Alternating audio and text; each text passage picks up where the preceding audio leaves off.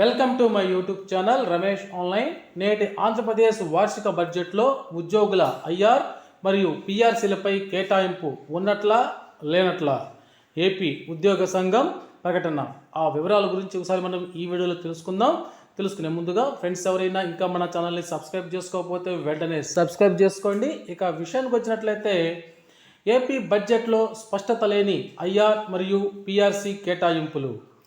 AP ఉద్యోగ ఉపాధ్యాయ పెన్షన్లకి 2023 July నుండి అమలు చేయవలసిన 12వ పిఆర్సీ ఇప్పటికీ 20 నెలలు ఆలస్యమైనప్పటికీ ఈరోజు ప్రవేశపెట్టిన బడ్జెట్లో పిఆర్సీ మరియు ఐఆర్ అమలు కొరకు నిధుల కేటాయింపులపై స్పష్టత ఇవ్వలేదని రాష్ట్ర ఉపాధ్యాయ సంఘం ఆంధ్రప్రదేశ్ రాష్ట్ర అధ్యక్ష ప్రధాన కార్యదర్శులు ఎల్ సాయి శ్రీనివాసు, మల్లు రఘునాథ్ రెడ్డి గారు తెలిపారు.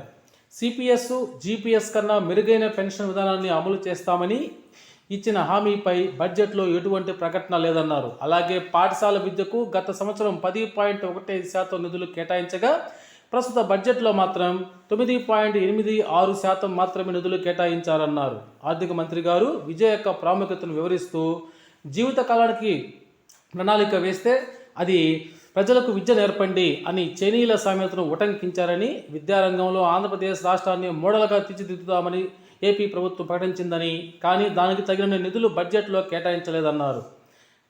ప్రభుత్వ పాఠశాలకు ఉచిత విద్యుత్ అందిస్తామని చేసిన ప్రకటనను స్వాగతిస్తున్నామన్నారు. అలాగే తల్లికి వందనం పథకాన్ని ఏపీలోని ప్రభుత్వ పాఠశాల విద్యార్థులకు మాత్రమే అనువర్తింపచేయాలని ఈ అధ్యక్ష ప్రధాన కార్యదర్శి అయితే ఈ విధంగా కోరడం జరిగింది.